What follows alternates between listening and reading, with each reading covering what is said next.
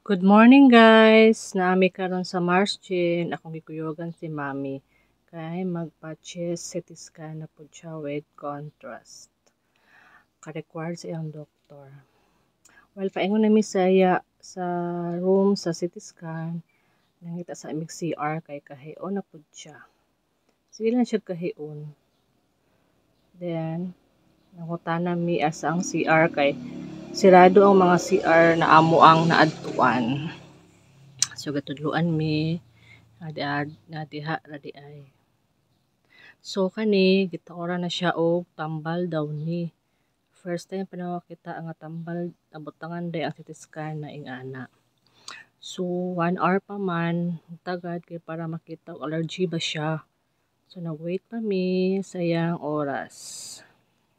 Kani paaloy na mi kay nauman naman siya. So nakita mi nagbaha di ay sa kusog sa ulan.